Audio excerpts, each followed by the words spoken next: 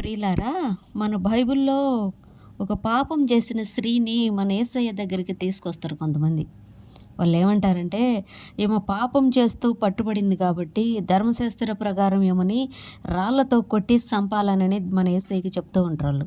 కానీ మన యేసయ్య ఏమనకుండా మౌనంగా ఉండి, ఎవరెవరు ఎలాంటి పాపాలు చేశారో వాళ్ళ కళ్ళ ముందు రాస్తున్నప్పుడు, వాళ్ళెక్కడ రాళ్ళు అక్కడ వదిలేసి వెళ్ళిపోయింది మనకందరికీ తెలుసు.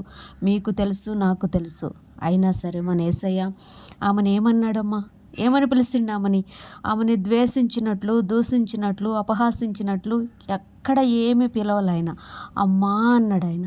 అమ్మా అనే మాటకి అసలు అమ్మ అని పిలిపించుకోవాలి. దేవుడి చేత మనం అమ్మ అని పిలిపించుకోవాలంటే మనము నోచుకోవాలి.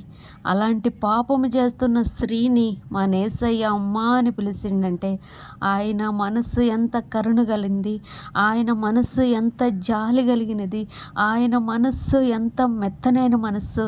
శిక్షించడానికి అర్హుడైన మన యేసయ్య ఆమెను శిక్షించలేదు, ఆమెను క్షమించిండు.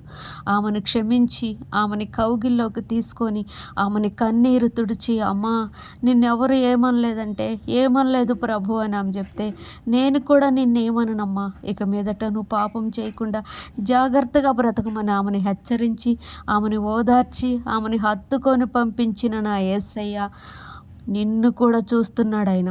నువ్వు చేసిన పాపాలని, నువ్వు చేసిన శాపాలని యేసయ్య ఆకాశం నుండి ఆయన కనుదృష్టి మనల్ని పరిశీలిస్తూ ఉంది.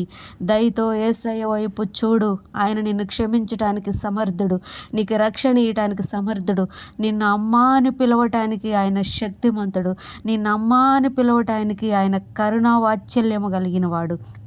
సహోదరుడా, నువ్వైనా సరే నీకు ఒకవేళ తెలిసి తెలియని బలహీనతలు నీలో ఉంటే యేసయ్య వైపు చూడు.